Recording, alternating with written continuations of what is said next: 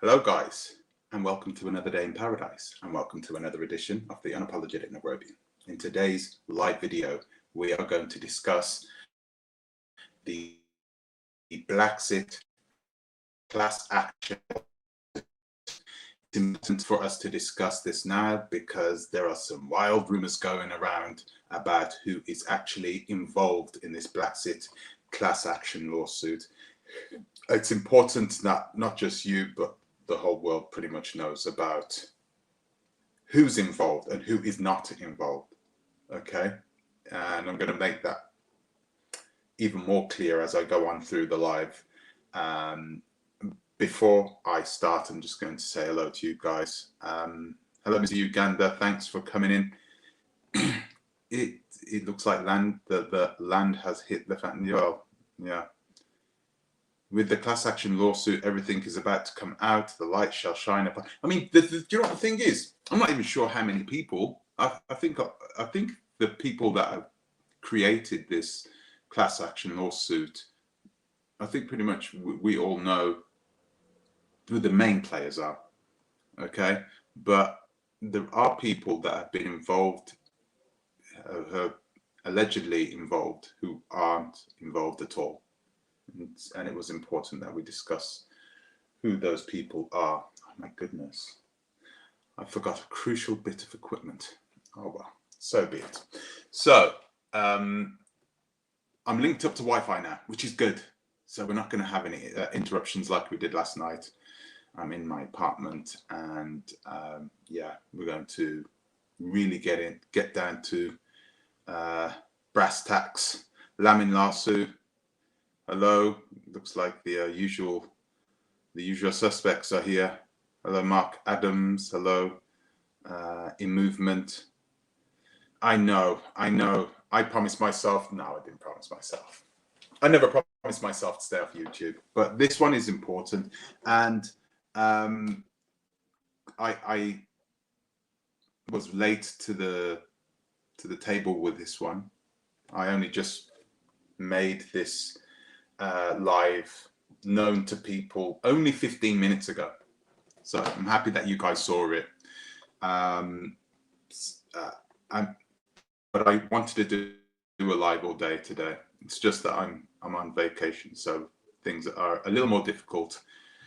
So what are we talking about? What is this Blaxit class action lawsuit? So apparently a group of individuals have banded together to bring a class action lawsuit against the Blaxit organization and the leader of the Blaxit organization. You all know who that is. And today we're going to discuss what exactly they are trying to get out of this, if anything at all. There are a lot of problems that we are having, that we are experiencing, because some of the people that are involved in this class action lawsuit, some of the people who've organized it, you have to question some of the ways that they have acted in the past. And thus, this is another thing we need to discuss, whether we can truly, thank you, Lamin Lasso, whether we could truly trust the people who are organizing it. Okay, so where do we go with this? I think it's better if I actually read to you the class action lawsuit. I think we're going to do that, and then we'll take it from there, so everybody knows where we are going to. So I thought I'd have it on my phone, but I don't. So let me quickly get this up. And it is class action. Let's have a look. Boom, boom, boom. There we go. Okay, so I'm going to read it out.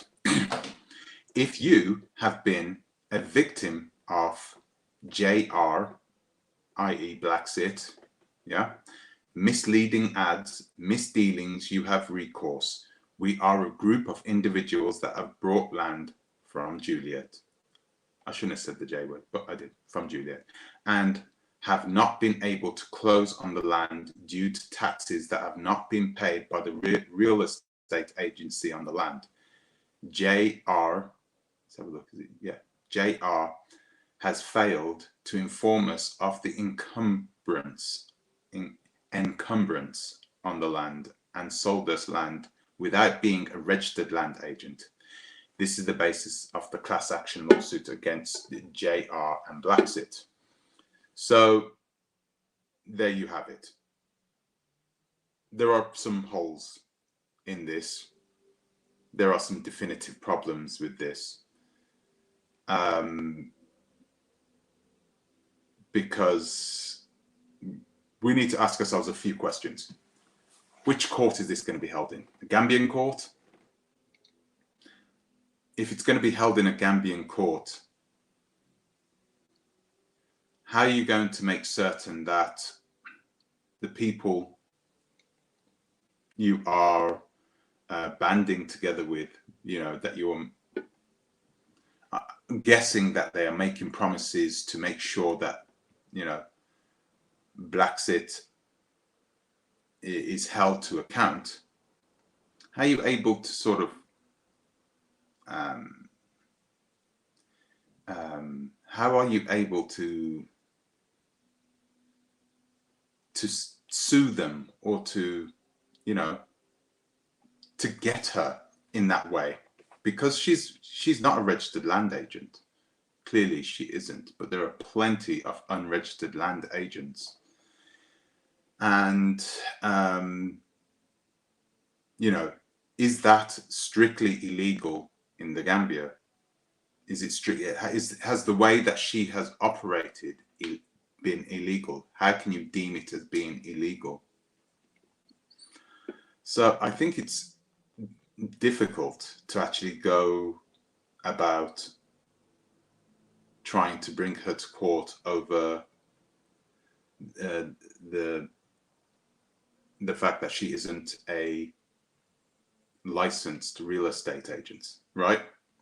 So that's one thing. And then Juliet, I keep saying that, Juliet failed to inform us of the encumbrance on the land. Okay, clearly, right, the land has taxes that need to be paid on it, right? And if she is acting as an agent, she needs to be telling the people who are buying the land. She doesn't even need to tell them. That needs to be done by the seller, right? The capital gains tax needs to be paid by the seller. And this is simple. I just don't understand why we are even discussing this. Because normally on a plot of land, it's not like a huge amount of money. It's only three, maybe 400 euros. Yeah. $300 or $400, I should say. So it's not a significant amount that you would be keeping away, you know, so you can keep away from your client. So why is she not doing this? There must be another reason. Because normally what you would do is you would stick that money. Let's say, you know, you bought land for $5,000 and you're selling land for $5,000, and you know that the capital gains tax on it is going to be $400. You just tack that onto the end, $5,400, and make the price non-negotiable. And when you sell the land, right, tell them that you need the part of the deposit so you can pay the capital gains tax. That's it. You pay your capital gains tax, and it's really that simple. Why are these people doing what they are doing? Why are they not paying this capital gains tax? It's very strange, and something tells me that there is other reasons why they are not paying this capital gains tax. Perhaps the land that they are selling is not 100% theirs. Maybe they can't pay it, or because they've already sold the land already, which is something which happens quite often in the Gambia. You get people who will sell a piece of land 2, 3, sometimes even 4 times. Right, to that same piece of land to 4 different people. That has been known to be, that has happened. Okay, so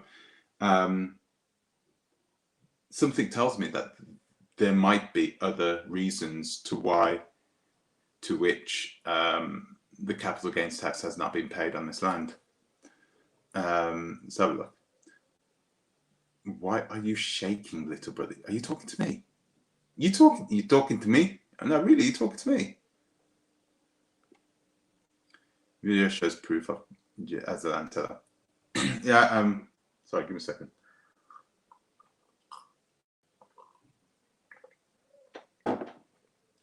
Well, young lad, hello and welcome to the stream.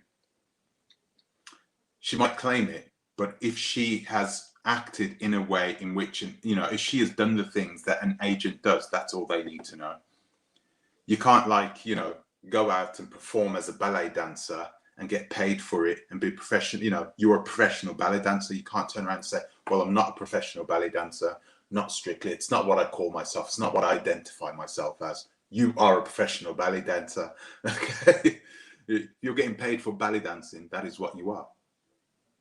So if she is acting as an agent, then she can't squirm her way out of it and say, well, I wasn't kind of, you know, the courts aren't going to see it this way. Well, they wouldn't do in the UK. It's another question. Jurisdiction. Where is she? Where are they planning to sue her? Where? You know, are they planning to do it in the Gambia? It's going to be difficult in the Gambia. It's going to be difficult in the Gambia because, you know, we have to talk about corruption, and there is plenty of corruption over there. Okay, we can't ignore that. So it would be very difficult for them to even consider doing something, God, in the Gambia. It could be costly, and of course, retainers on these lawyers are going to they're going to be huge for something like this. And you know, what are you going to get out of her? How are you going to get something out of her? She's probably hidden that money away somewhere. Even if she has that money, you don't know whether she's got that money. She has other assets, but she's, you know, it's not like you're suing a huge corporation here. It's not like you're trying to get your money back from a huge corporation. And even if you haven't completed the entire sales, the entirety of the sale, if you haven't completed it, they could just simply ask, okay, well, you need to complete it. We'll give you 6 months. We'll give you 3 months. Complete those sales. That's it. You know, I don't see them getting anything out of Blaxit. I don't see them getting anything out of Blaxit in this way. So, yeah, you're saying, I don't know why people think that the Gambian justice is not capable. There's plenty of reasons why. Because there is corruption. There is corruption in that government, right?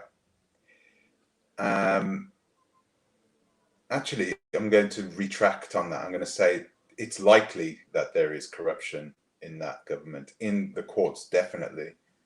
How much is a lawyer paid, a judge paid in the UK?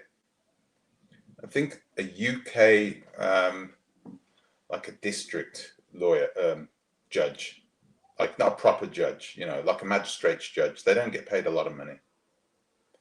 It's more about having that sort of thing on there as a judge.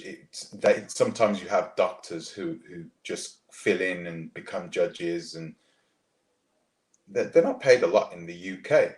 So I know damn right for sure, if you shove 10 grand in front of a Gambian judge, you're going to sway things in your way, especially if it's not something serious, you know, if it's not murder or something. It's going to be easy to persuade them, to sway them, right? So imagine you give them 10 grand and you're Blaxit. You're really good at trying to manipulate people using the valor of your tongue.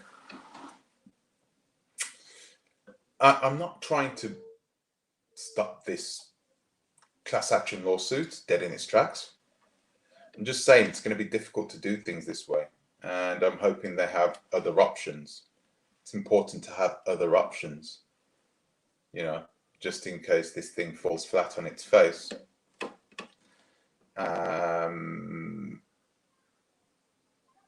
The person who's organized it is Kwesi Boyd.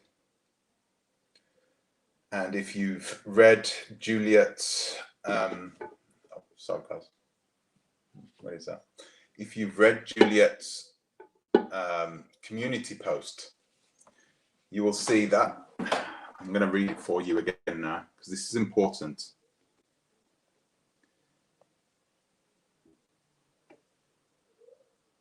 If you've read her, she might have even taken it down.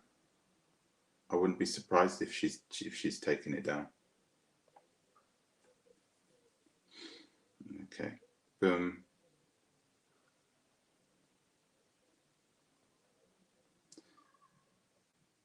That's it. I think if you, oh God, what is this? I've popped up in it. We've just popped up on that search. That's wild. If you go on her community page, you will see that she has, there you go, posted it as being Invest, Relocate Africa, who are the people who are responsible for this class action lawsuit. And they've basically email blasted everybody on the Blaxit customer register. So these guys, i.e. Invest, Relocate Africa, must have the entirety of the client list of Blaxit. And we all know where that came from, don't we? Because we know that Kwesi Boyd used to work with Juliet. I'm not saying for Juliet, I'm saying with Juliet. We don't know which one's right. And he had access to this list. Now, he's saying that it was his list in the first place, right? He's saying it was his list in the first place. Who knows? But what we do know is that everybody who she's ever bought land from has been contacted. Actually, everyone who's bought land from her up until the last 8 months, I think, they've been contacted. So a lot of people, I'm thinking that a lot of people have bought land from Blaxit and they didn't know that they had to pay capital gains tax. I don't think they even knew they had to pay capital gains tax. I think a lot of people have bought land through Blaxit and they don't even know that they don't officially own that land. That is wild. That is absolutely wild if that is the case. And we'd have to hope that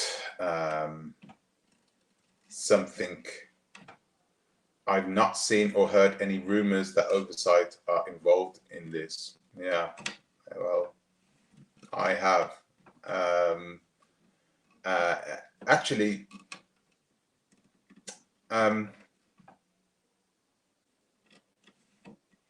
me as well. Okay, so I've heard rumors that I've been involved in this, that I was part of the person that planned this, because clearly, you know, I spoke about action being taken by a group of these clients, and I think it's the right thing for them to do if they're going to do something, to come together, band together, share their resources, and get something done, and hopefully get something done out of court, settle out of court, get Blaxit to actually, you know, do something, finish off her deals quickly, you know, get her to do it, get to spend some money. I'm hoping that's what happens. I'm hoping it doesn't go all the way to the point in which Blaxit thinks she can fight it, because if she tries to fight it, she will lose it unless she is, oh, goodness, I'm gonna have to be careful here. Unless she's sticking something into the into a judge's pocket. Here you go. Shh, yeah, under the table. You know? So the Brussels regulation, what is that? BR. Yeah. So Trey, I hope taxes were not paid, so all this money can hire can hire Gambians. I don't understand that. Now think of all the roads and schools all this money will cover, create lots of jobs for Gambia. Do you know, I'm going to tell you something, Trey? I don't think it's that much money. It's not that much money. And there are people, government ministers, who are taking vast sums of paperwork out of that country. And they're using that paperwork to send their kids to school in Essex, outside London, and in Switzerland. Nice international schools. They just pay cash for it. You know, they can afford it. And they're taking it out of budgets that are supposed to be used from the German government to develop their road system, to add traffic lights and stuff like this. But no, never sees the light of day. Surprise, surprise. So I don't know if you've realized this by now, but I have no hope in the court system of most countries, actually, not just the Gambia. Not just African countries, but of most countries. The court systems in the UK are also corrupt and biased and racist and everything else. The difference in the UK is that it's way more expensive to corrupt an official there. It's the only difference. Everyone's corruptible.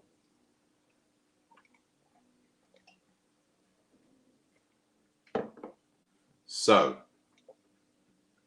like I said, people were thinking that I was involved. I'm not involved in this. This has got nothing to do with me, right? This has been organised purely by Kwesi Boyd. I'm going to be open and say that I was asked to be a part of this, but I cannot be part of this. And I sure as hell cannot involve Oversight. Why? Because of the nature of the history that I have had with the people that have organized it. Clearly, right? So I have made accusations against Kwesi Boyd in the past. And whilst things are coming to light now, that is questioning some of those accusations. I know some of the accusations that I made as accusations, but I knew they were the truth. So I can't just turn around and go back on that. Not just go back on it, but I can't. Now that I know, you know, certain people were involved in certain activities a year ago, I can't just do full U-turn and be like, well, you know, let's change it. I can't do that, clearly. Let's forget it. Let bygones be bygones, and let's try and get... No, I'm not doing that. And Oversight absolutely cannot get involved in this, you know, because the company is a clean company. It needs to remain totally clean, away from BS, right? Now, you know, this doesn't mean that it wouldn't get involved by doing its own work, its own thing on the subject matter with clients that are working or going through them personally, that have chosen to go through Oversight. that might happen. However, what won't happen is a group of people coming together as some sort of vendetta against Blaxit. That's not going to happen. It's going to be methodical. It's going to be rational. We're going to use the law to the greatest extent, but we are looking for a solution. We're not looking to try and get back at somebody. And that's important. It's important as a company that we are seen to be above board, logical, methodical, and a company that is good-natured, okay? Professional. We're a professional company. And all this is important for what we are planning to do in the future, right? Last night, I think I spoke about oversight for about half an hour straight. I'm not talking anymore about it. But we know now. Now you know. Oversight, neither Oversight or me has anything to do with this class action lawsuit.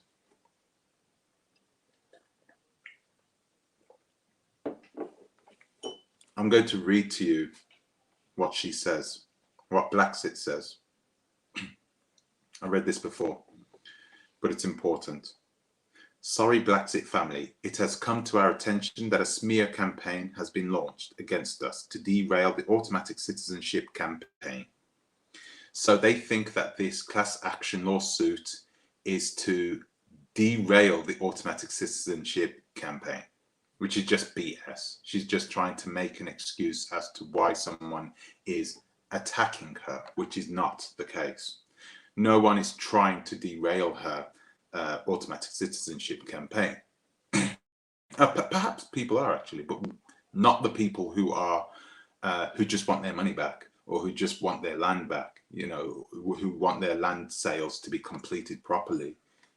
Those people aren't doing it. They don't care about Blaxit or her automatic citizenship campaign, you know.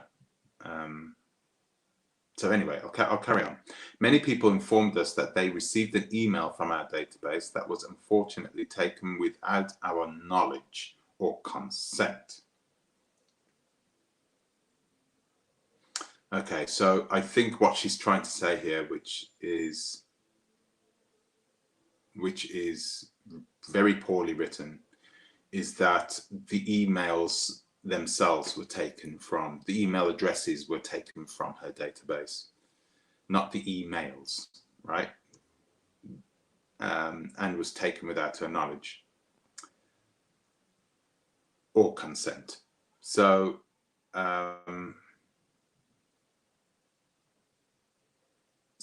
that's that. Anyway, I'm going to continue reading.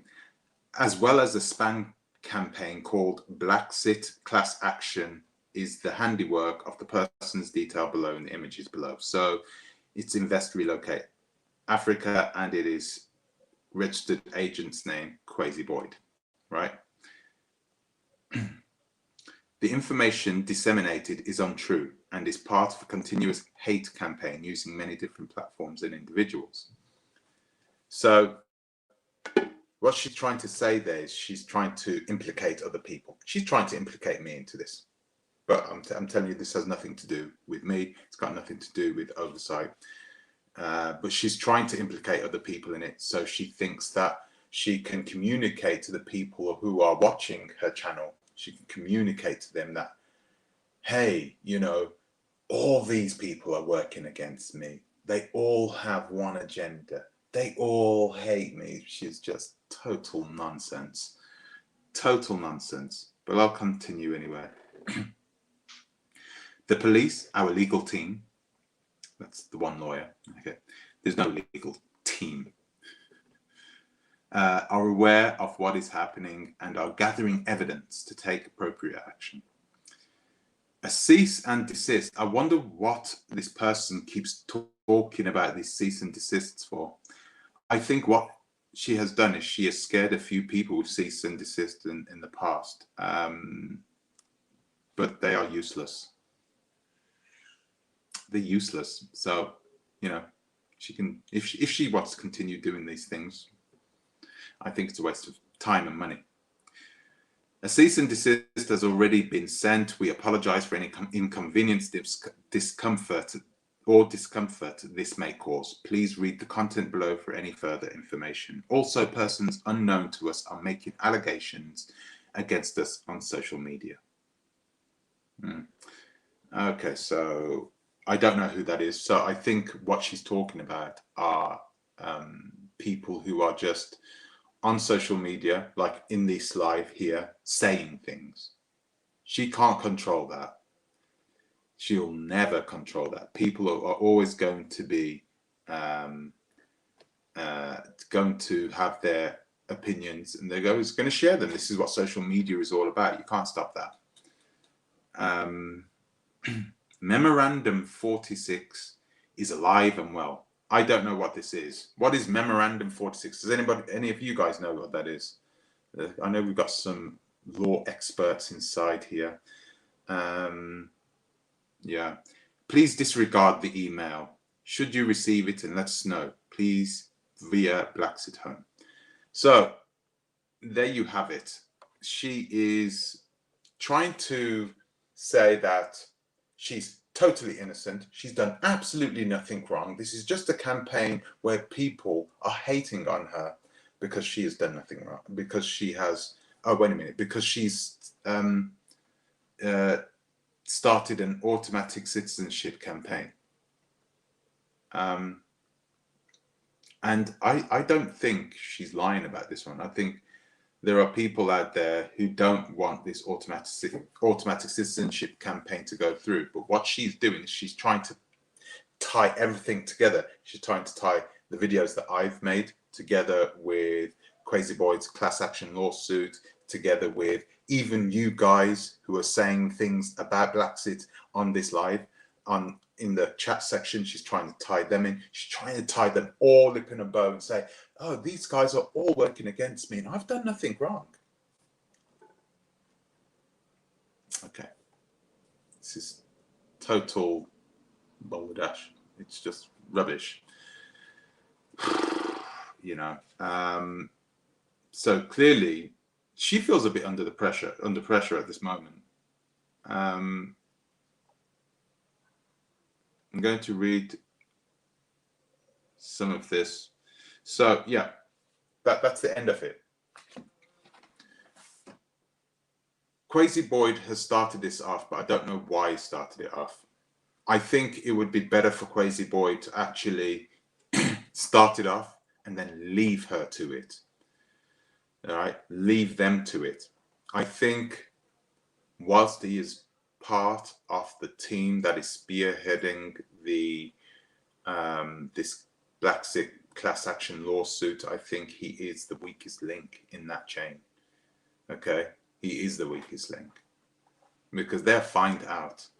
They'll find out everything they'll need to find out about Crazy Boyd, and they'll target him.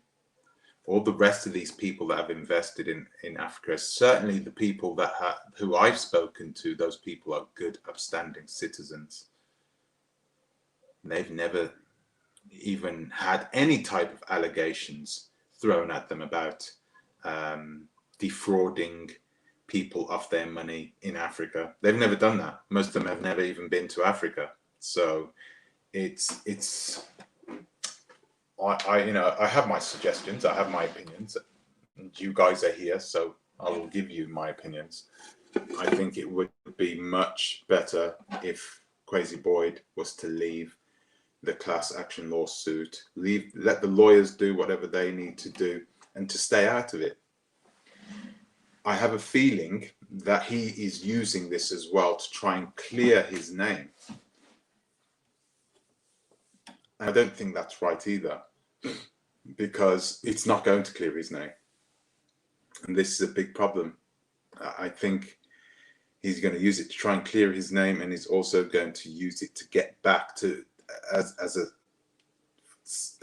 a vengeance thing, you know, against Blaxit Blaxit and her organization. And when you go through these types of processes, you have to leave feelings out of it. You got to forget about your feelings. You got to throw them out, or you need to lock them away. You need to think like a robot. You have to think like a robot. So you got your mind clear, and you know what you need to do. Your emotions can easily cloud sound judgment, right? You know this, I know this. So it's important something is done in a way in which it is professionally done by real lawyers, you know. Don't just call in, you know, what's her name again? Who's the lady, you know, Shakina. Don't just call her in. Oh, yeah, I've got a lawyer, you know. You need real lawyers. The last time they went through this, actually, they dealt with some. Who are they? This silly organization. What's this name? Ran by the midget.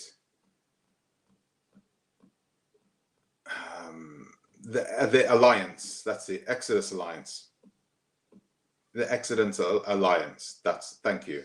So this Exodus Alliance, they went to them to try and get this cleared up. And these are some of the most crooked and some of the most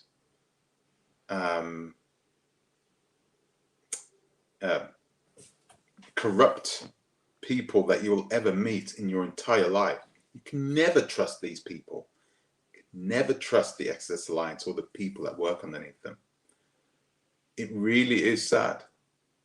And now this makes them look even worse. It's difficult for people to even look at Kwesi and take him serious in that way. Both of them actually are throwing sort of these threats at each other, but no one's taking either of them seriously. So we're in this position now where we need to ask ourselves, well, what next? What is going to go on next? I'm actually going to invite you guys, right? If you want to ask any questions, you can come on. Angel. True, Kwesi Boyd should stay out of it because he is fraudulent as well and is using this for revenge and a business tactics for his own company to grow his own clients, sadly. You know, and that's pretty much the gist of it, right? Yeah. So, you know, you have these group of people who are good, upstanding citizens. They are strong. They can put something together.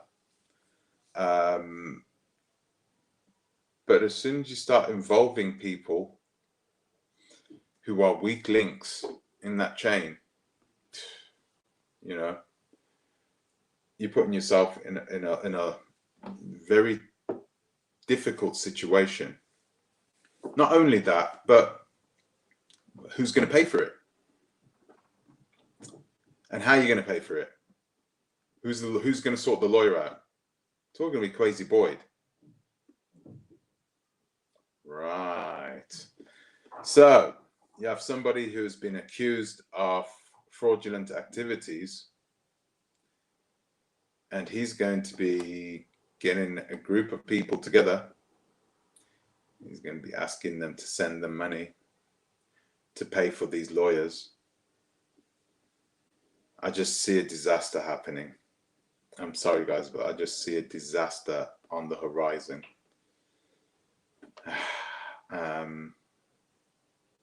Yeah, so I'm just hoping people see sense and that they don't do something stupid. I hope they don't do something silly.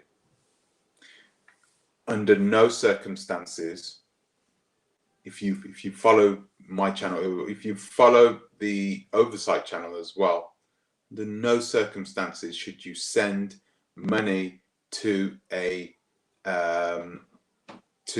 account, to a PayPal account, Cash App, those types of ways of paying. You should never pay anything, especially for lawyers or any court fees, nothing like that.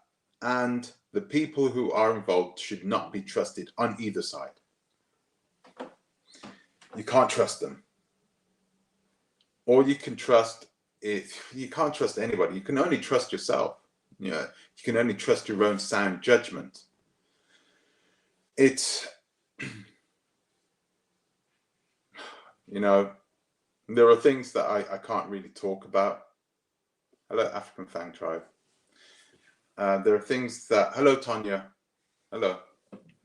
There are things that I would like to talk about, but I can't.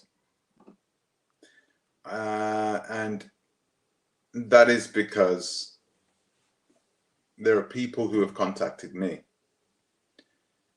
and they want to keep their identity a secret, which I'm going to do. I'm going to uphold that. And we're going to make sure that if these people want something done specifically, that it's going to be done in a proper professional way where we're not trying to get people back. This is not a vendetta thing. This is about your money, your time. You know, you're not going to get any money from her anyway, right? If you're smart, you're not going to get any money from her. You always find a way to stand up for Juliet, like she's your auntie or something.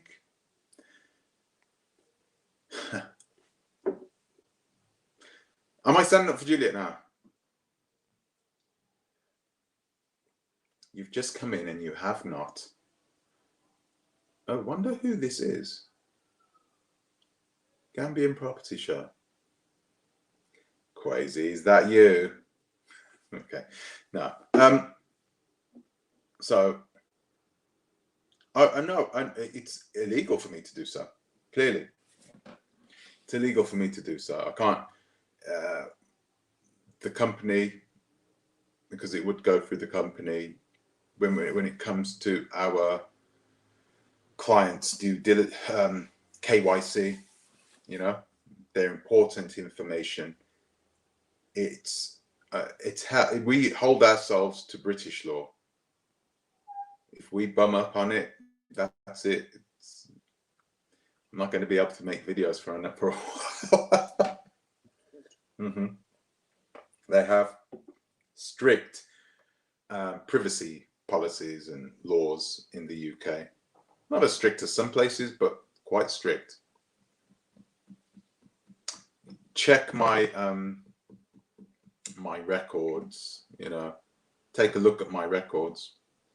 You wouldn't be able to take a look at it because the reality is that it's not impossible to look at those records, but it's quite difficult to look at those records, my records. It's not like in America.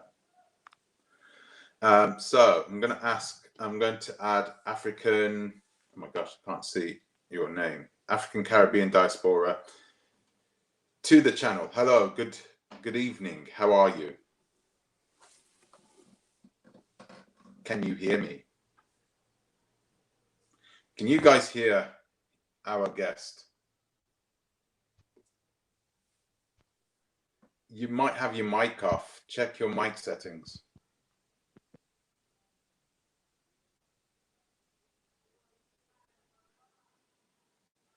No, you might. Oh, okay. He's gone. Or she's gone. Not sure who that is. So,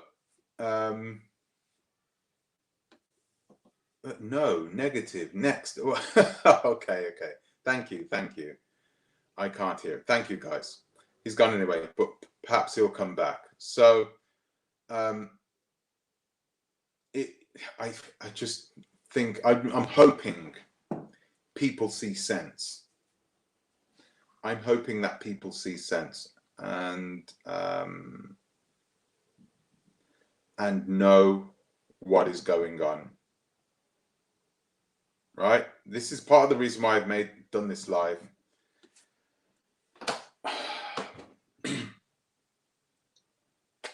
I need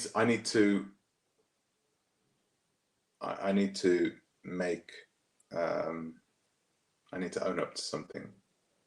I need to make a confession. That's the word. My English is so bad lately. It's because I'm never around English people anymore. I haven't been around English people in a long time. Not an excuse. So, my emails, guys, I know a lot of you guys, Mr. Uganda, he can attest to this.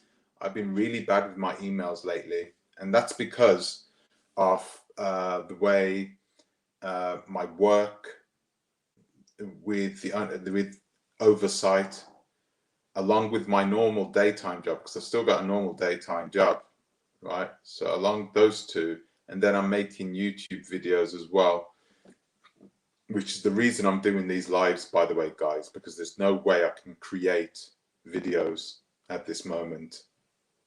I just don't have the time for them. It's better for me to spend my time doing lives like this and involving you guys and engaging with you guys. It's much better to do it this way than to do it, me making a video and that so and so. So, yeah, I don't have a lot of time during the day. So I've been struggling with my emails, but I'm going to go through. I promised myself tomorrow I'm going to go through every single email that has been sent in to me. I've replied to some of them. So some people that are watching this channel right now will know that I've replied to some of them, but not all of them. And I need to really hammer them out. So I'll get back to you guys. Please, please, please.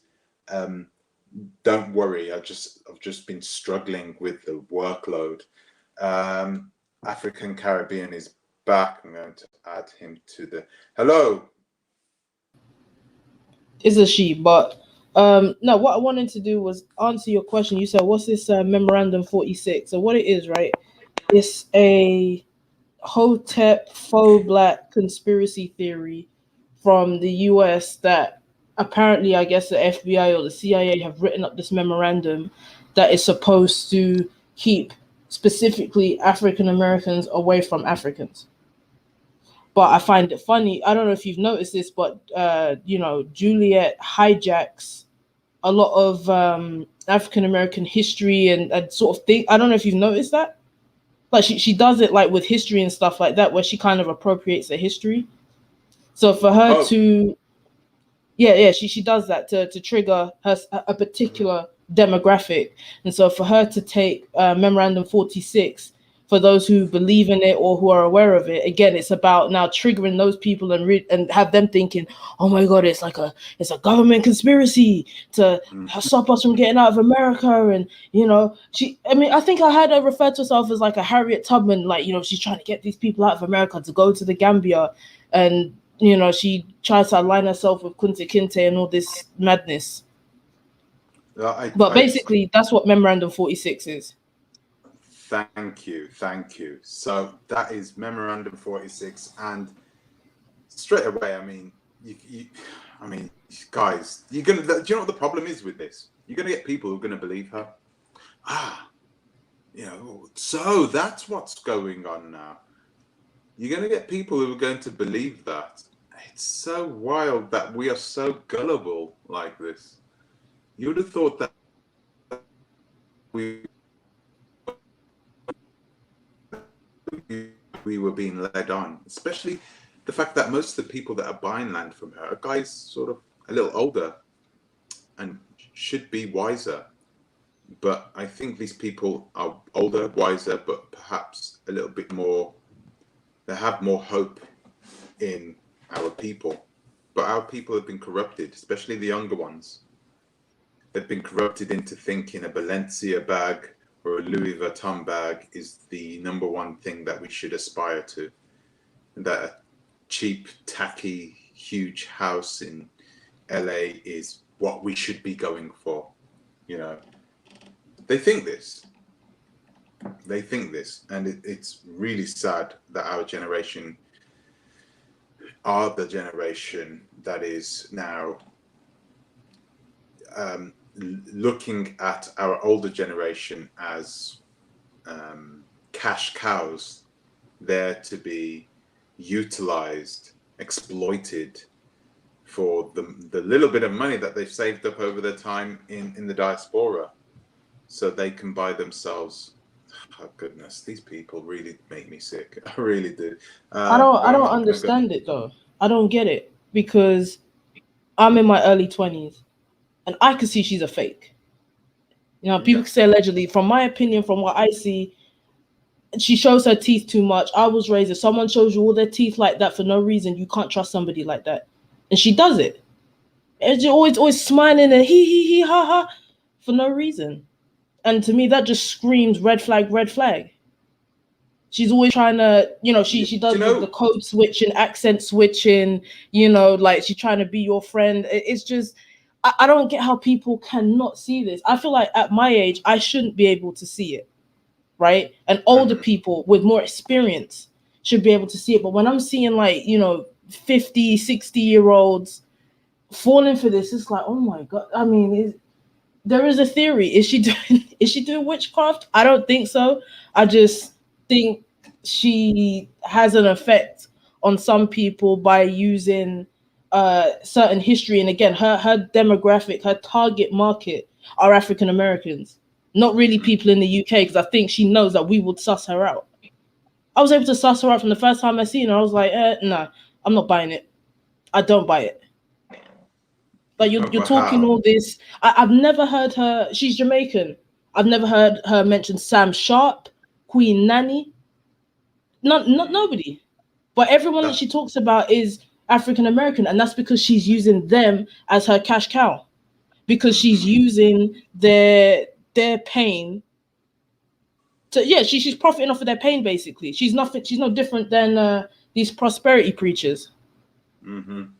Yeah. And the thing is that when Blaxit makes a video, as a creator, I know this, she will know exactly how to target, who to target specifically with her videos, because it tells her in her YouTube Creator, which is another app that YouTube creators have.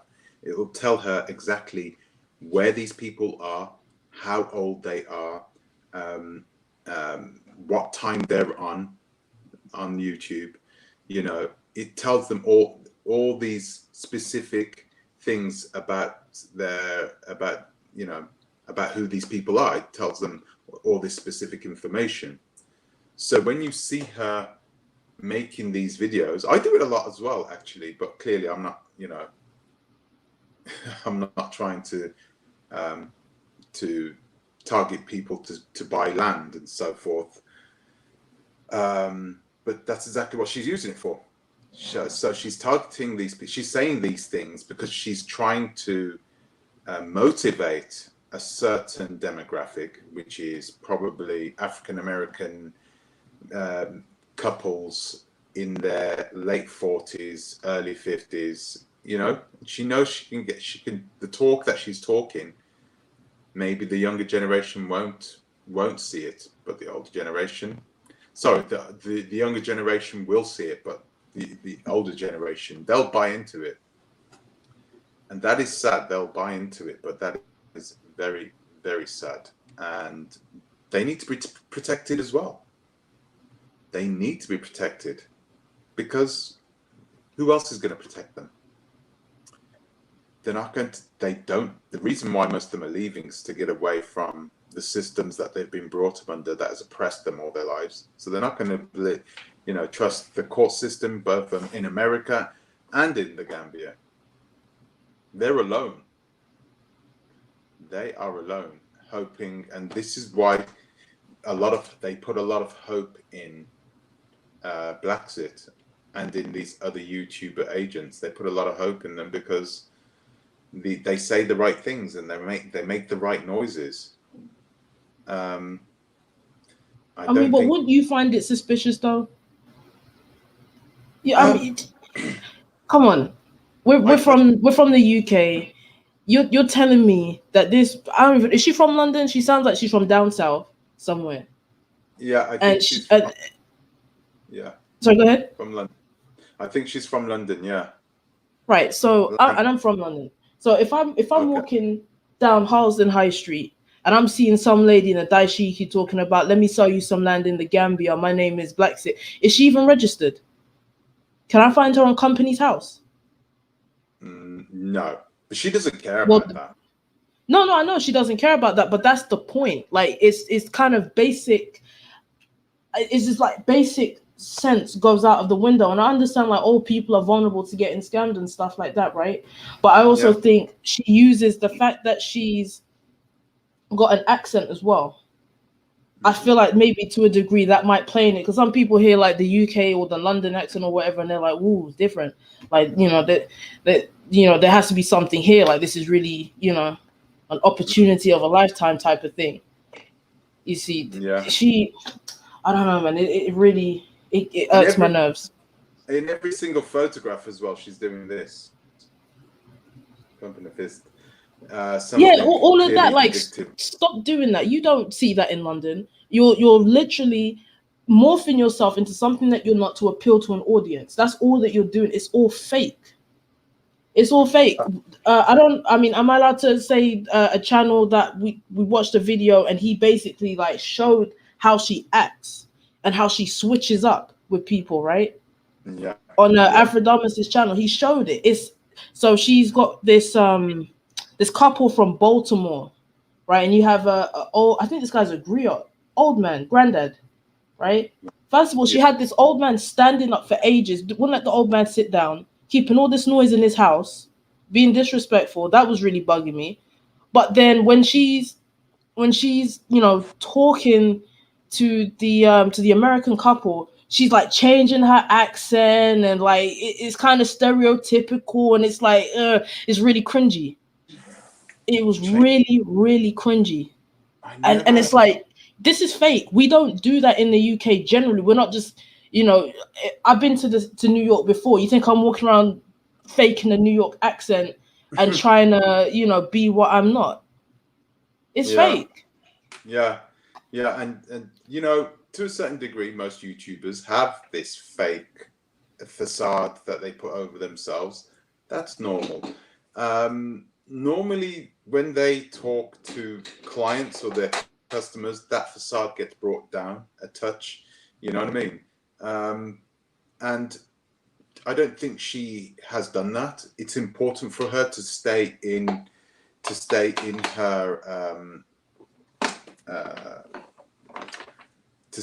her mode where she is basically acting out, and she's this particular type of Black power woman who is there to fight and has struggled through the UK. She's built this persona. Struggles through the UK, what?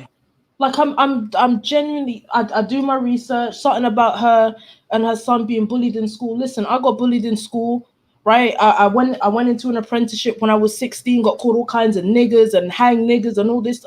Was I running away to Africa? No. Really? That happened to you? Yeah. Not long ago, though, was it? This happened to me. Yeah, I left school in 2014. This happened between 2014 and 2015. Britain first, all this sorts of stuff that was getting thrown at me. But it wasn't enough for me to say, right, let me run to another country and start conning people. I'm not buying the story. I'm not buying it. It doesn't make sense. I went through bullying in school. What did my mum do? She just pulled me out of school. She didn't say, right, we're packing up and going to another country. All you do is pull your kid out of school, make the council, put your child in another school, or as I did, I finished in a pupil referral unit. That's it. Doesn't make sense. None of this is adding up. It doesn't. Sorry, just Black for Righteous Folks Home. Juliet is Jamaican British. She is not an American. Stop lying. Who said that she's an American? I never said she was American. I said she's appropriating Americans. No, she literally puts on accent. And it's really just ugh. Yeah. Unless someone's getting it confused with Jamaica being part of North America, but guys, come on now. That's really the Caribbean is officially part of North America, but she's not an American, clearly not. And she is doing everything in her power now to milk the situation. She's actually playing it smart by doing it this way. She has all the energy to put all. I mean, look all the energy that she's putting into doing all of this. She can actually be doing something more positive and more useful than going and being a troublesome tourist in the Gambia, because that's all that she is. She's not a citizen, so you're basically you're a long stay tourist in a country that you're not from.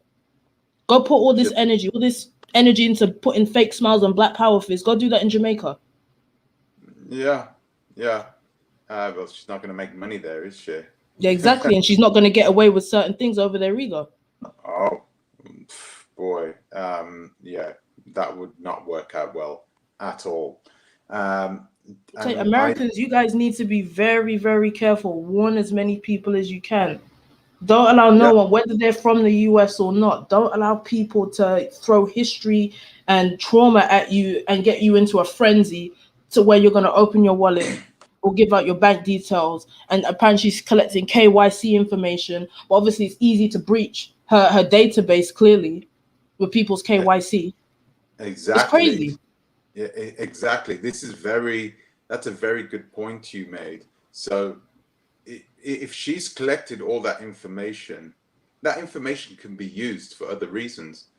That information can easily be sold on the dark web, easily, for money, and that's not just something that people made up, which is right. That can be used, and then people can take that KYC information, and then they can go to a place where they can readily start building a profile, start building a person themselves. They can build this profile in a place where it's relatively easy to get a decent credit score, after a year, build it up for a year, take out a nice loan. A place like Dubai, Bahrain, Kuwait, just one of those places that is good for expats. And then they could literally take out a $50,000 loan in your name and then disappear. Yep. Or it's possible. Oh, definitely possible. Or they could, with your KYC information, they could build up enough of a good enough credit score in Dubai to buy property in Dubai. So they'll take out a mortgage in Dubai, they'll buy the property, and then they'll sell the property, right? And they'll wait for you to pay, for whoever to buy the property, pay the money to them. They're gone. Disappeared. It's happening a lot in Dubai at this moment. Because of Corona and stuff, people are doing things like this, and then they're just disappearing. A lot of expats that were living there and living the good life before have scuppered the ship. They scuppered their own ship, knowing that they're never going back to Dubai, leaving their Ferraris at the airport, and that's it, just gone with their money. So yeah, guys, these people are in it. They are merciless. They don't care about what is going to happen to you after your money is gone.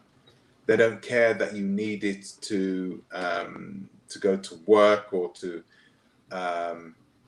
build your house. I know one person who needed to pay for a hospital bill.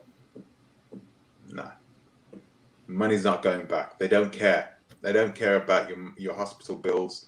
They don't care about anything. They care about themselves. Sorry, they do. They care about themselves, and that's it. And unfortunately, Julia is one of those people. It's turning around to be one of those people, and I'm really sad about that. Lou Major ain't done with his frauds, with all those identities. Nope. And he is one of those people who is also got a ton of KYC information from a lot of people. A lot of people have been so careless with the safety of their clients' information. Careless. It is like gold dust. You can literally sell that like gold dust. So I just don't understand why people are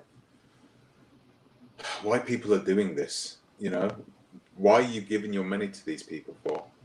Because it's emotion. It's the same reason, right? Why you watch the God Channel or TBN with TD Jakes and all them people there, the arms like, oh my God. And then what? You have to pay tithes. You donate generously. Then they send you, oh, listen, my mom used to be watching all that stuff. I used to tell her, you need to stop watching that. They send you these envelopes in the post every so often. They want you to send money, send money, send money. God will bless you. Send money. It's the same thing. Someone Wow. throwing all these historical figures at you and the pain and slavery, of course, and this, that, and the third. It's the same thing. They Mm-hmm. just whip you up into an emotional frenzy, and everyone says when you're emotional, you don't think straight. You Mm-hmm. can't think straight when you're, full up of emotions. And emotions are fleeting. They come and they go. So you're up high in your emotions and you give them that money. And then when you come down out of your emotion, then you realize, oh shit, I just sent this person, 10 grand? And I haven't got anything for it. Mm-hmm. It's the same thing. I'm on Company's house right now. I found her one thing of hers on Company's house, which I guess sounds to do with it's dissolved anyway. The company's dissolved, but it's to do with, I guess, whatever thing her child was being bullied. So there's nothing in the UK that's registered as Blaxit. Is she So, registered in the Gambia? I highly doubt it because she's basically a tourist. So you're yeah. giving money to an illegal business. It's illegal. I'm Mm-hmm. pretty sure in order to run a legit company anywhere, you have to be registered somewhere. Mm-hmm. Even in the Definitely. Caribbean, you have to be registered. You can't just, yeah, I'm gonna start land business. The government don't even know that I exist. Mm-hmm. Where's the taxes being paid? Like you said about taxes and things like this. You know, It's basic stuff. Like it's simple research. We would do this with anybody else, anyone else. Someone says they have a business, you might want to look into it. Okay, when I go on websites, I scroll all the way down to the bottom to see where they're registered. Then what do? I take that information and I go and search it before I give them my money. but you were working in the industry at one point, right? Haven't you had some sort of training? Yeah, I used to work in a bank. I used to work in a few Oh, banks.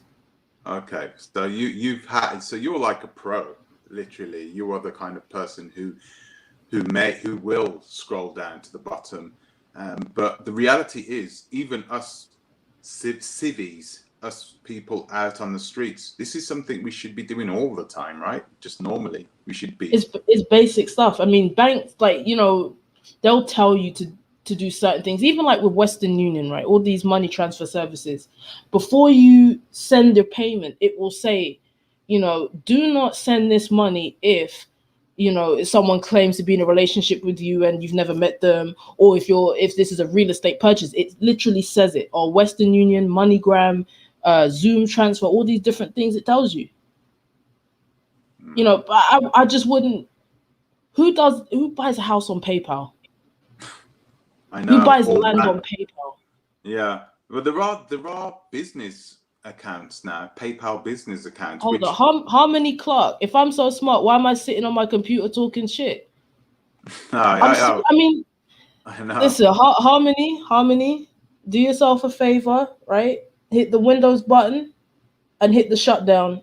Go to sleep and wake up the next day. It's likely Harmony Clark, which if you can see that there's no picture inside the thumbnail, it's likely it's one of the people that we're probably talking about, or one of their supporters. So Of uh, course, yeah, I would. idiots. But it's an idiot like this that will be that would have been transferred to me to now handle why their money's gone out their account, and I need to now Yeah, do a whole investigation, contact yeah, compliance, contact exactly. AML, and try and find out what's going on. It's idiots like this. Yeah, yeah, yeah, and you know, bringing anti-money laundering policies to the African, not to the African continent. They already have them in the African continent. They're just not being implemented. But making sure that it's implemented in businesses like this, in places where there are problems, massive problems. You go to Nigeria now and take out your credit card, your Halifax debit card or something, even though it's a Visa debit or whatever. Take it out and put it in a cash machine over there. You could even tell Halifax that you are going to Nigeria, and they'll still shut your card down. Yep, they will. They don't take chances on the African continent. I think they just make excuses sometimes, but they don't take those chances. They don't take those risks. And I just wish and hope that people will gain some sense and will learn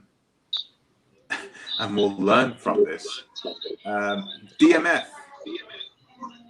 Yes. How are you? Yes, sir. I'm fine, and yourself? I'm fine. I'm sorry about last night, by the way, DMF. And to everybody who's listening, actually, I need to apologize for last night. I really had bad connection.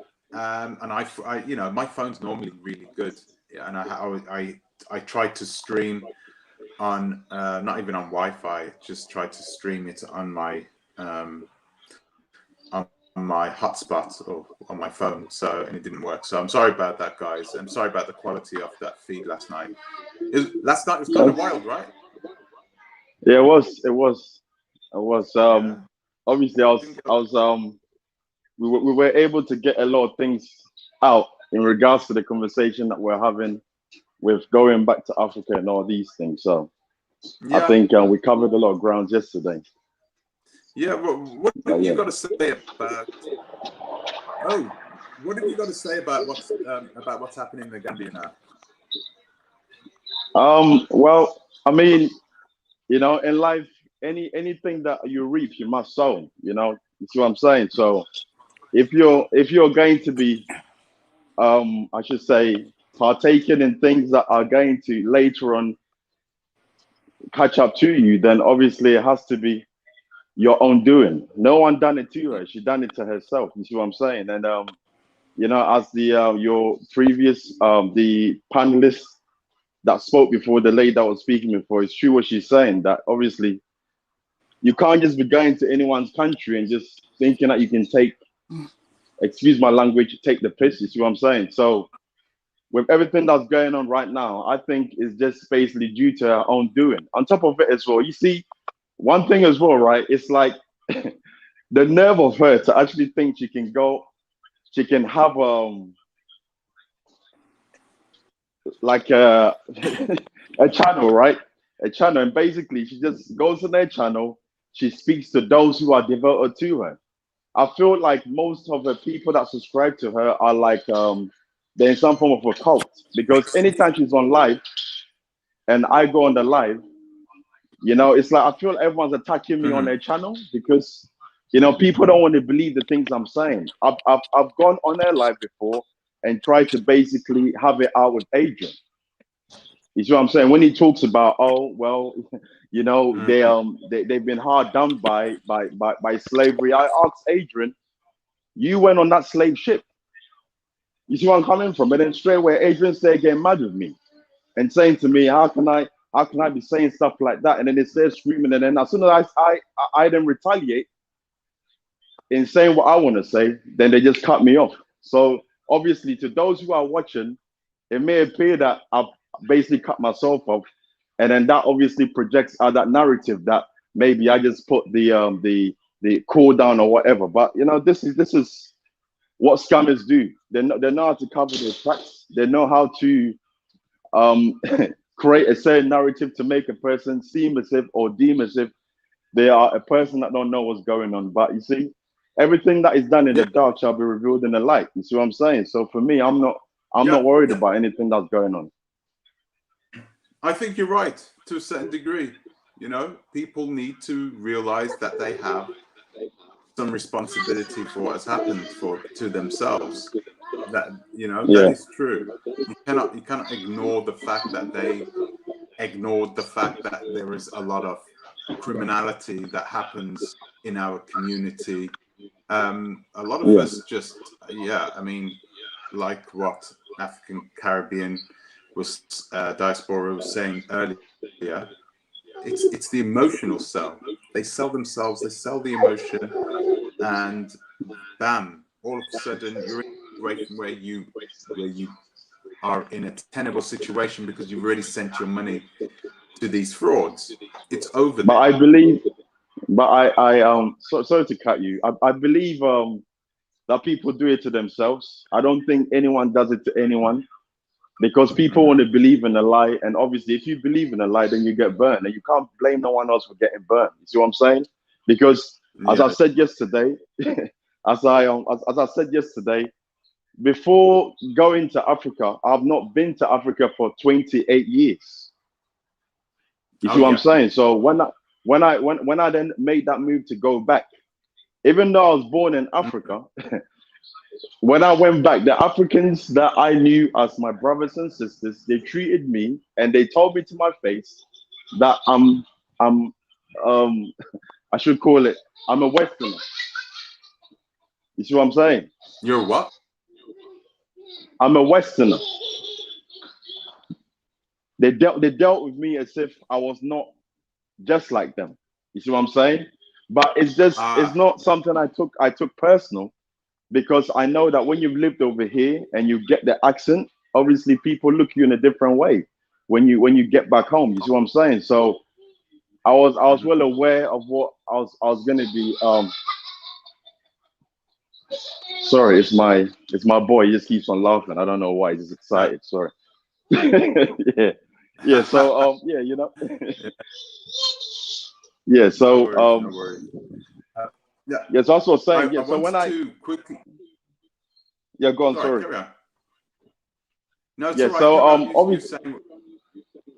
Yeah. So basically, when I got back, it was quite difficult. But then obviously learning where obviously everything was, because you know you can't be in the Western world and then when you go back home and then you're like, you know, trying to find people to help you.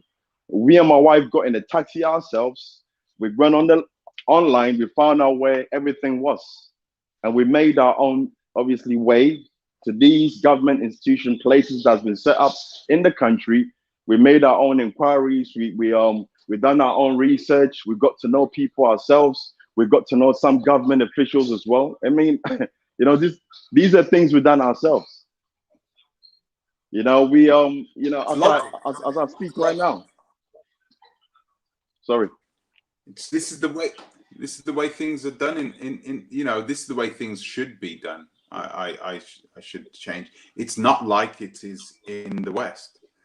Right, I think we spoke about this last night. It's different, and people need to realize this. And I don't think things are going to change, because people, you know, are still going to expect to be able to do things from the diaspora, which are not passable at this present moment. I mean, how have you gotten to? I mean, are you back in the diaspora now? Are you on the African continent? No, I'm back in the UK as I speak. Oh. And we are going to leave very soon. We're just waiting for the corona to die down a bit, and we are going to leave. We don't really live in this country. We've got obviously our property here. We come back, we obviously spend some time here, and then we go back. So we've got that option, thanks to God, that we can obviously go back and forth and live that kind of lifestyle. And I know it's not easy for everyone to do that. You see what I'm saying? So I always thank God, because, you know, one thing about life is that, you know, you got to remember where you come from, and you know, and you've got to remember the struggles in which you obviously had to overcome to get to this stage. So you always got to look at the good things in life and always try and focus on that. You know, see, when I hear people talking about all this, you know, some people, I think yesterday you made a statement about foreigners going to Africa that are not like us, as you put it. And you know, these foreigners that go to Africa, they then obviously start to, how do you call it, to buy properties and do things over in Africa. And I can tell you was a bit obviously annoyed about that. But at the same time, isn't that the same thing we do over here? Imagine I was born in Africa. I came here, you know, and since I've been here, me and my wife have been able to buy a property. So is the white man going to turn around and say to me that I've come to their country and I'm basically buying up properties? So everyone should be allowed, if they have the money, to go to another country and to also spend their hard-earned money. You see what I'm saying? I don't see anything wrong with it. We're not living in the times where there was slavery. Yes, I understand that there's racism, but at the same time, we're living in the modern times. You see what I'm saying? So if we're living in modern times and people can go freely and do as they do, I understand that people take the piss. Excuse my language. I understand people can go to other countries and basically, you know, just do as they please. But at the same time, it's not everyone that does that. There is good and bad in everyone. I've also heard you speak about, you know, like Arabs and you know, like was it you know, Indians and all this stuff. You know, one thing I wanted to say to you is this, right? Most of these Arabs, most of these Lebanese, most of these Indians, they are doing a lot of great things in Africa. It may come across as if they are coming to Africa and taking over Africa, but they're not. Because if you know how much you get taxed for having a business in Africa, you'll be very surprised. They get taxed 40% of their earnings. So it's not as how people think it is. They're not just there living for free, doing as they want. No, the government is taxing them. They get taxed 40%. If you don't believe me, go on the websites. You can go on the websites and check it out for yourself. And all of it will be revealed to you. But one thing I just want to stress to everyone else listening, right, is that Indians, Arabs, and all these people that you talk about, you go to Tanzania, they're doing a lot over there. You go to Ghana, they're doing a lot over there. You go to Uganda, the same thing. You go to Kenya, the same thing. They're not coming in there and raping the country like others have done in the past. They are there contributing and they're playing a role in what's going on. So when I hear a lot of, you know, like black yeah, black UK people and African Americans talking like that, to me, it takes me back, because I think to myself, are we still living in the times of slavery? Because it's not like that no more. You see what I'm saying? People are getting married to whoever they want. If someone want to get married to a white person, you can call them a Becky all you want. The person ain't gonna stop getting married to that person. You see what I'm saying? People are gonna do as they please, and you know what I mean. I don't believe there should be strict rules. All right, yeah, black women should stay with black men, and black men should stay with black women, and this person should do this. This is childish. Focus on your life. Try and do good for your life, and try and improve your life, not just physically but mentally as well as spiritually, so that way when you get something that works out for your life, you can live in harmony around people and be civilized like everyone else. But if you're gonna come in all the time, you're coming with problems and this is that and that, remember, this is all negative. You know, every time you're talking about negative things, it adds that to your life. You see what I'm saying? So I don't live with that kind of negativity. I know white people that have done me bad, but I also know white people that have done good things for me. I know black, you know, in my life, I've had more black people do things to me, right? I've had more black people shaft me. I'm telling you today, I've had more black people shaft me in my life than any other race. You see what I'm saying? So when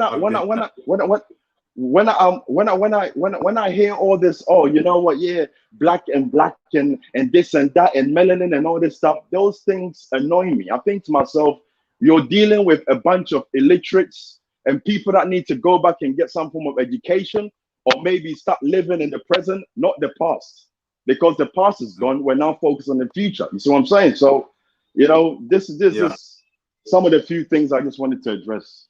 I don't want to take over your whole. Thank you. No, you know what I mean? No, no. I always appreciate what you have to say, and being positive is one of the things you got to realize. A lot of people don't understand the way energy works and the way energy in Africa works. I think I explained this last night. It's not like you go to Africa and then you take Africa's energy, you absorb it. The energy is already inside you, and Africa is more like when you get on the land there, it's a key that sort of opens up and it influences the energy inside you. And so if you're going to Africa and you're planning to do evil things, that energy is going to influence you to do those evil things. You know, it's, of course, you know, 100%. if you go there with good intention, yeah, if you go there with good intentions, then clearly Yeah. you're going to get those good things. It's just the way it works. I'm Of going course. to actually ask, what's his? Sorry, I'm going to ask Afridamus, who's here, to actually give me his take on what is happening in this class action lawsuit. Do you think? I mean, you're a Gambian, you know, and you heard me the way I've spoken about the Gambian law courts. Do you think it's a fair thing I'm saying, or do you think it's just another typical rhetoric about corrupt African officials and the propelling that myth? Is it a myth? Is it the truth? Would you trust the court system in the Gambia? I wouldn't. You're actually right on point. I know, like I've read messages where a lot of the people, they're very naive. I don't know. They're just comfortable telling themselves stories about Blaxit and whatever she's telling them. But before I get deep into that, I want you guys that are watching me. This is Afridamus here, and I want especially the single Black mothers of America and Britain to listen carefully, to the sound of my voice, especially American single Black mothers. They said that the Black mother is not protected. Well, now they can no longer say that because protection is here, which is Afridamus. I want to declare here that I would be daddy to all their single children. And I want everyone here in the audience to take my word on this.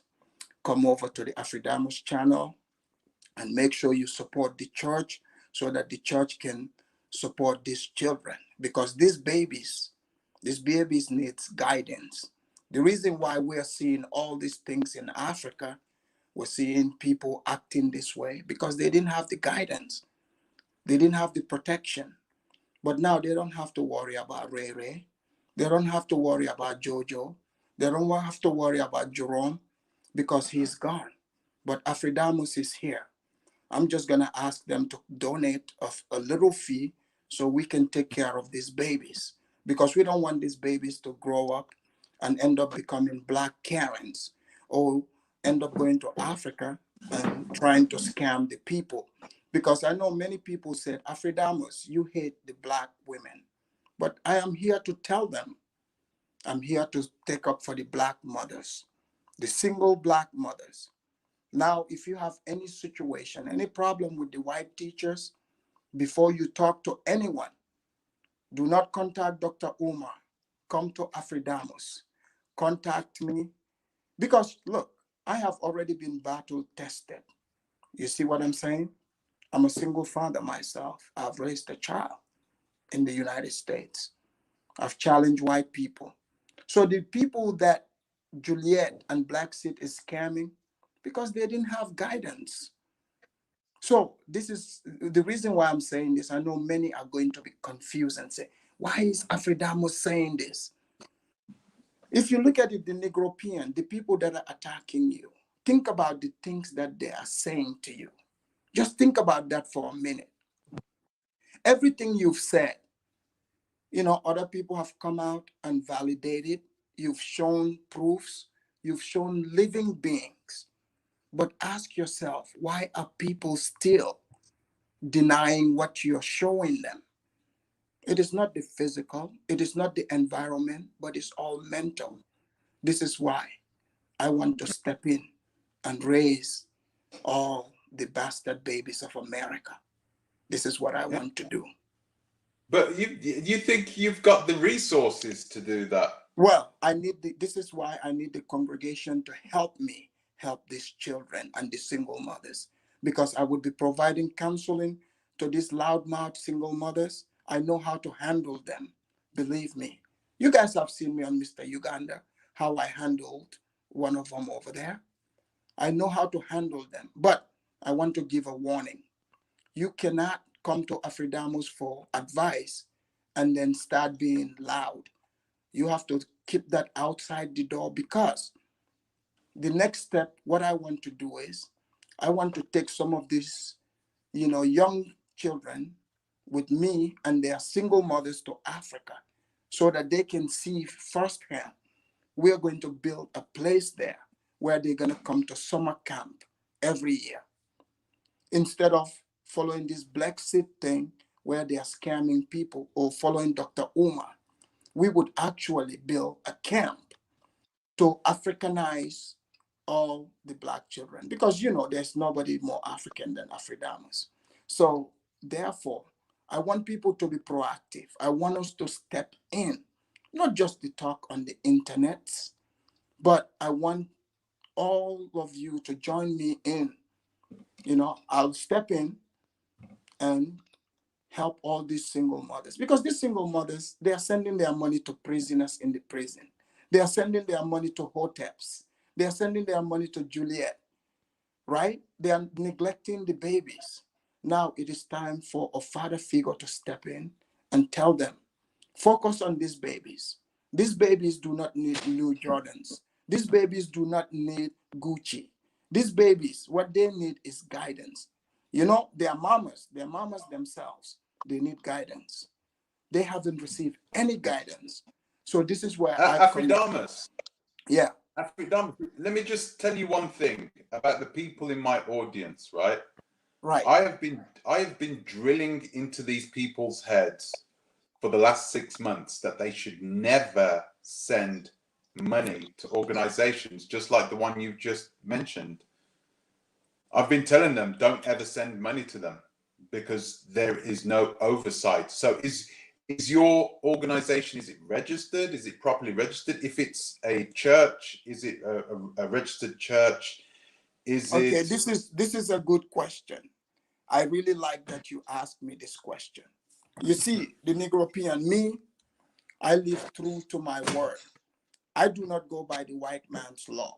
I go by the African law. And I know many are craving to see how that African law is implemented.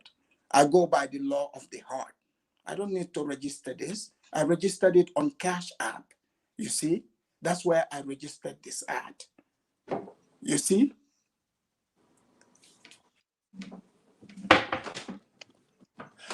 So come on. I just want to say that Afridamus promised me a ticket to Wakanda first class flight. I paid £2,000 and he blocked me on all my numbers. The African Caribbean, why did you have to come out here and try to expose this to the people? I thought this was supposed to be a private conversation. You blocked my emails, you blocked my phone numbers, you threatened me. Look, hold on. That was my secretary. Okay? I apologize for, you know what? In fact, she no longer works for me. God, She's fired. She no longer works for me. You can trust that. And right now, in fact, I hired a Black woman. This one is not Asian. This other one is Black. So she would be handling the funds this time around. Guys, the hell you guys, what are you talking about? Anyway, listen, I'm being serious, right? I mean, clearly, no, people are going to take what you said as joke, right? They're not going to take that seriously. But, are you trying to prove something? Are you trying to prove that people are easily manipulated? I mean, clearly, the guys who watch this show aren't easily manipulated. Well, they would never fall for something like that.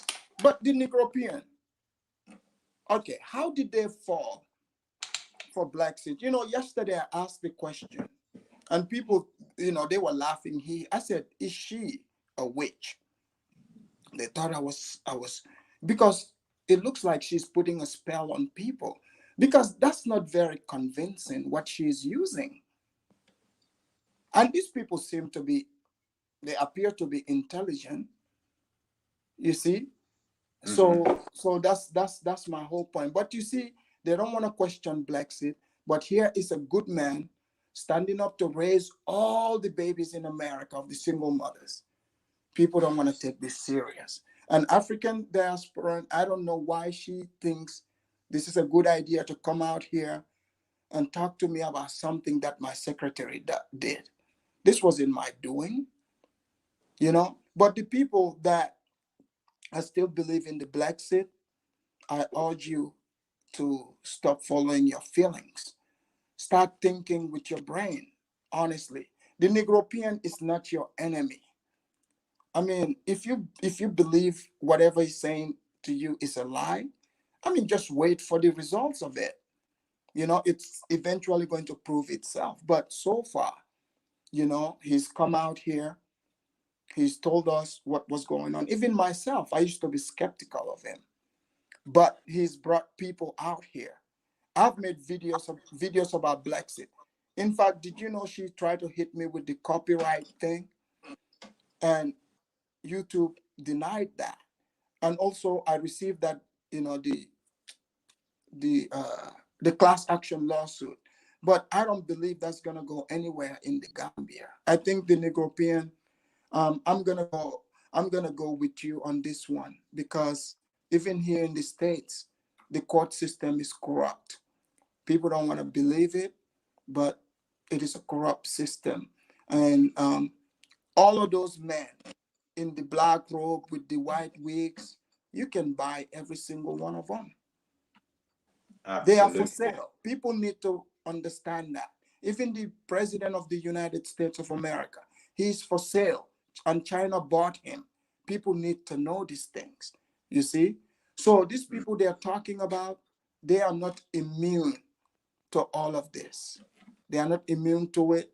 So before you separate yourself with your money, in fact, like this oversight thing that you're talking about, as you talk about it more and more, I actually support the idea. I'm kicking back, watching to see where it's gonna go. But you definitely have a good idea here, because to have a person that's going to represent, you know, and do the findings to make sure everything is legit is definitely needed in the Gambia and even Africa, because Gambia 100% is things are not regulated. This is why people like Juliet can operate. And I agree with African Caribbean that, you know, maybe the people are falling for her accent. Think about it. In Africa, like they're seeing you, you look like them, they know you're one of them, but you sound different, and they like that. So they would not attach criminality to you at all. So if you ever come up as a criminal, know that you've definitely gotten sloppy. And just like Juliet, imagine if the Negropean wasn't talking about this.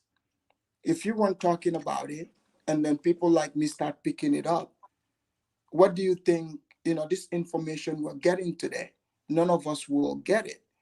But what I would say to to to Blaxit, especially, I think Adrian should stop being a beta male and step up, come to the mic, and speak to the people like a man, you know, and let people know, hey, Juliet definitely things have went over her head. But also, Negropean, I think you're giving her a way out, because sometimes you try to give her the benefit of the Out. doubt way too much. You see what I'm saying? You give her the benefit of the doubt. You know, you might be. No, let me answer that. Let me answer that. Right. You might have a point. You Right. might have a point. And the reason I do this is because I think part of me still hopes that she will do the right thing. Because parts, you know, and this is a lot of this is exactly what I'm talking about. Feels. I'm talking about the way I feel. I'm not a robot. I'm not a robot. I have feelings. I have feelings for my people, and you know, as much as I tear down a lot of these people, like I used to with Crazy Boyd as well, I still feel for them, because what led them to this position, you know, it's not like I'm just totally devoid of just wanting to just Get these guys, but get them, destroy them. but I'm not like Negropean, that. but feelings Yeah. aren't real. Feelings are not real. They Feelings feel are not real. real. That's my whole point. No, feelings are But not real they because still have an impact.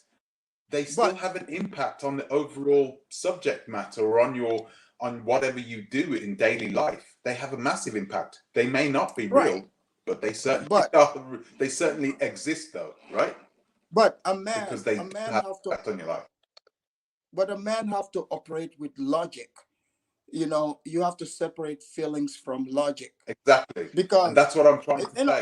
That's what I'm I like Juliet as a person, you know, like from Mhm. watching her and what they do. I like her as a person, you know, but I have to be able to separate that from actually talking about her actions because there are people that are impacted by this and we're seeing them.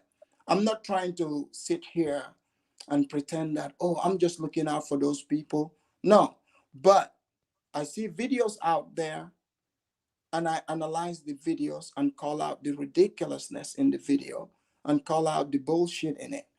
And I Mhm. hope people are taking their feelings out of what is being said in these platforms Mhm. because these are real, genuine things. You don't want to get swindled.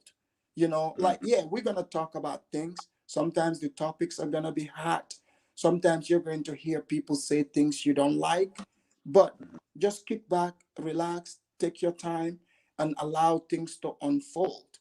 Because I'm sure, like, even you, the Negropean, when you first ran into me, the next time when you were talking about me, you weren't sure of me. You were like, who is this guy? You know, like Mhm. I can't. I'm, you know, I guess maybe I came off as some crazy person to you in the beginning, but No, as time went you were on, harsh, but huh? not crazy. You were harsh, but not crazy. Yeah, but I as think you. time went on, I think now you know your perspective slowly starts changing. You start seeing the point where you know the points that I'm trying to make. and and it's easy for black people. It's not only black people in America, even in Gambia. You know, when you speak the truth to people, for some reason black people always resort to saying you hate them. There's no hatred. It's not about hatred. It's about trying to be better. When people tell you about the things you're doing that are not right, because did you see the video that I analyzed yesterday about Blaxit, Juliet? Which one? Your video. Uh, the one I did last night, the live I did. Anyways, you gotta I watch that. yeah, It, yeah. I did. I did. okay, I saw it. so think about it. Like you and I live here in the Western world. Imagine going to a realtor's, you know, office. You're there to sign papers, collect papers and stuff, and they're over there putting on all that act, you know, pretending to be excited, jumping, doing all that fake gangster moves. It was ridiculous. And you know, what African Caribbean also said here, that's another thing that people are missing. You know, when I made the video about Kunta Kinte, I never said she directly said she's related to Kunta Kinte. I never said that. But there is a pattern here where, you know, she seems to be targeting, you know, Black Americans. She attaches herself to their history. You know, just like this quote that she just dropped in her community, you know, page that the African Caribbean came and broke down here. People should realize that she's doing this so that she can attract Black people, you know, Black people from America, because Black people in America don't Not even too late. realize. Of Huh? course. Yeah, they have Black people. Of course, she's doing this, and you know, people should be able to see this by now. It's not if people do a little bit of research, just a little bit, you'd be more careful with who you invest your money with. Afridamus, listen, I've got another live after this, but it's not with me. It's actually with someone inside the chat room. It's with Mr. Uganda, and he hasn't sent me a link for it, but I start thinking about wrapping it up, go live in sort of 12 minutes. So you didn't really. I mean, you did. You've made your point. You made your point. I'm going to go back to DMF. DMF, what have you got to say, real quickly? Actually, let's give you each 1 minute. What have you got to say about what Afridamus had to say? That I know he had a lot to say, but try and give it. Sorry, first of all, let me ask this question: who is COAD? Who is COAD? Guy, who's it? COAD. Who is that? COAD. COAD. Who's that? Give COAD, Judith a break by COAD. Code. COAD. Code. What is that?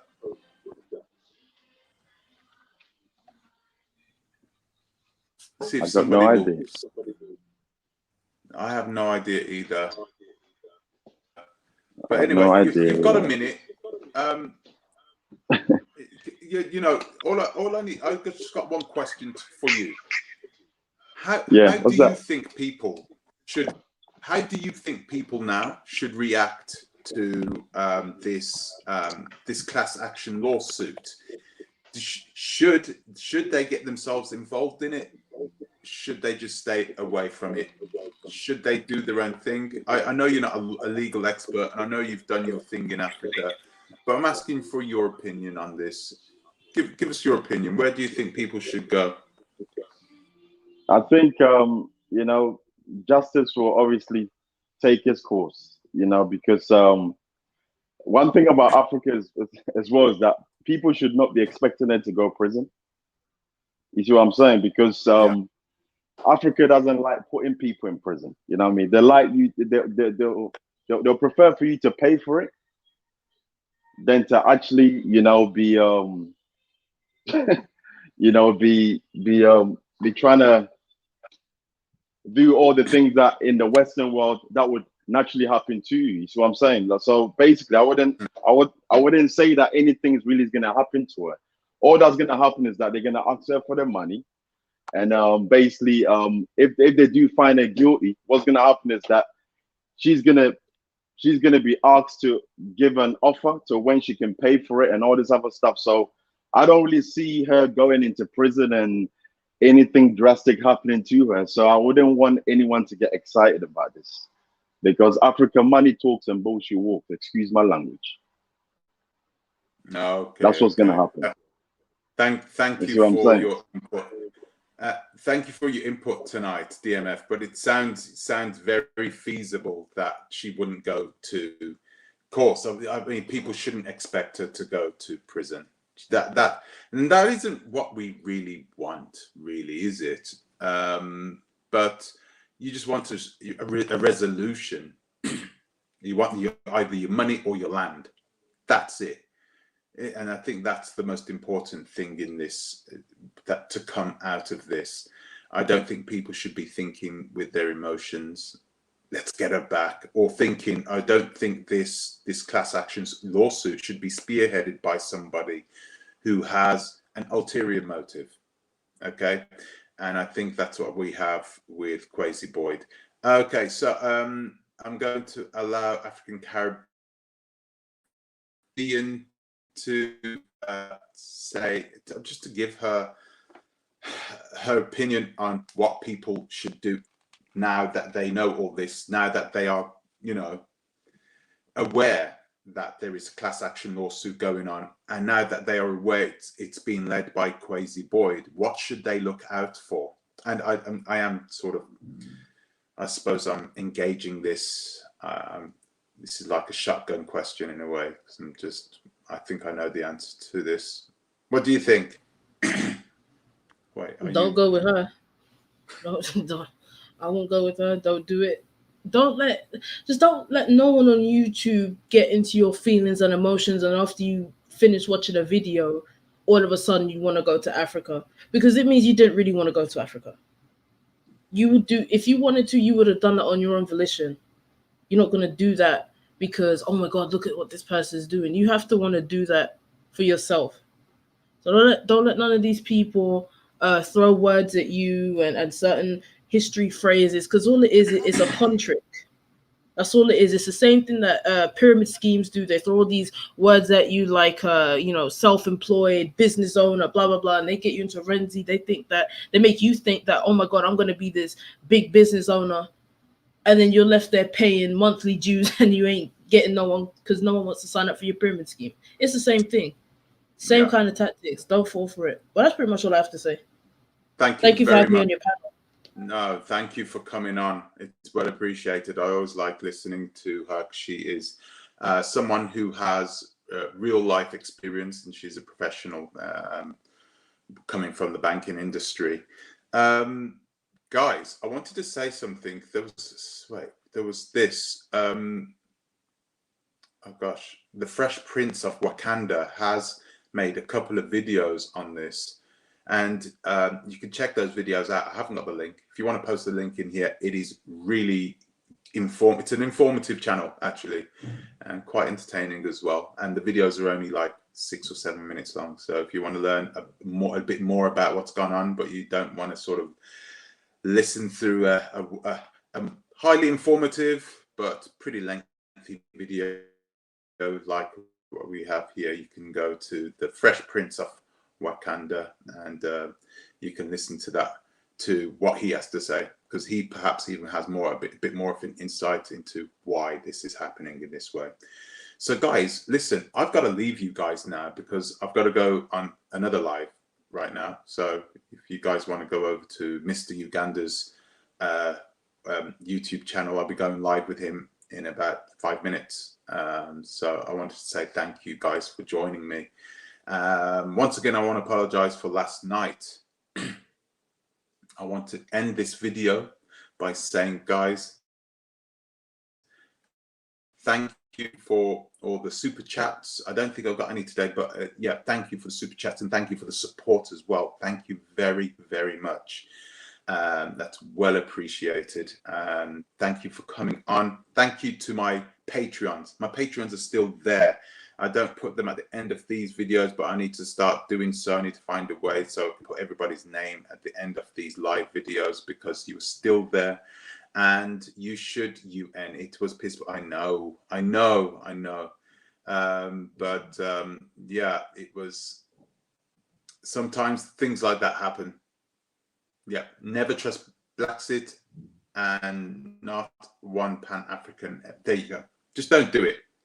Just go your own road. You always have done this, generally the way we do it in the diaspora anyway. So guys, thank you very much for coming on, and I will see you in the next one, okay? Till the next time. Guys, I'll be back on tomorrow, by the way. So until the next time, till tomorrow, please think twice, tomorrow a bit. Thank you very much, guys. Thank you very much for joining. And I'll see you. I'm hoping I'll see you in a bit, okay? I'm going to go straight on to Mr. Uganda's channel now. Take care, guys. Thank you.